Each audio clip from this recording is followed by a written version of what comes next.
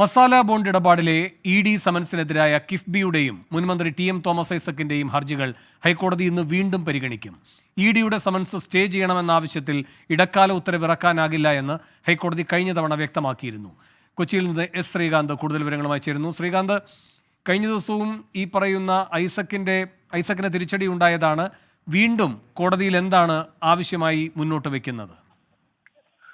ആ കേസ് തന്നെയാണ് ഇന്നിപ്പോൾ വീണ്ടും ഹൈക്കോടതിയുടെ പരിഗണനയ്ക്ക് വരുന്നത്. തോമസ് ഐസക് ചൂണ്ടിക്കാണിക്കുന്ന പ്രധാനപ്പെട്ട കാര്യം, തനിക്കെതിരെ അന്വേഷണം നടത്താൻ, ഈ കേസിൽ അന്വേഷണം നടത്താൻ ഇഡിക്ക് അധികാരമില്ല എന്നാണ് തോമസ് ഐസക് ചൂണ്ടിക്കാണിക്കുന്നത്. അക്കാര്യം ഇന്ന് തോമസ് ഐസക് കോടതി മുമ്പാകെ വിശദീകരിക്കണം. ഇഡി പക്ഷേ ചൂണ്ടിക്കാണിക്കുന്ന കാര്യം, ഫെമ ചട്ടലംഘനത്തിൽ അന്വേഷണം നടത്താൻ തങ്ങൾക്ക് അധികാരമുണ്ട് എന്ന് തന്നെയാണ്. ഇക്കാര്യം കോടതിയിൽ അവർ എതിർ സത്യവാങ്മൂലത്തിലൂടെ ബോധ്യപ്പെടുത്തുകയും ചെയ്തിരുന്നു. ഇന്ന് ഈ വിഷയത്തിന്മേലാണ് വാദം നടക്കുന്നത്.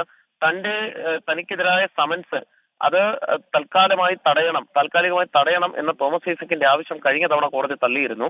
അത്തരമൊരു ഇടക്കാല ഉത്തരവ് ഇറക്കാനാകില്ല എന്നും ചൂണ്ടിക്കാണിച്ചിരുന്നു. കഴിഞ്ഞ തവണ തോമസ് ഐസക് ഹാജരായതുമില്ല. വീണ്ടും ഇഡി ഒരു സമൻസ് കൊടുക്കുന്നതിനുള്ള സാധ്യത നിലനിൽക്കുന്നുണ്ട്. ഈ കാര്യങ്ങളെല്ലാം ഇന്ന് തോമസ് ഐസക് കോടതി മുമ്പാകെ പറയും. കോടതിയാണ് ഇക്കാര്യത്തിൽ ഏതെങ്കിലും തരത്തിലുള്ള റിലീഫ് തോമസ് ഐസക്കിന് കൊടുക്കണോ വേണ്ടയോ എന്ന് തീരുമാനിക്കുന്നത്. എസ് ശ്രീകാന്താണ് കൊച്ചിയിൽ നിന്ന് വിവരങ്ങൾ നൽകിയത്.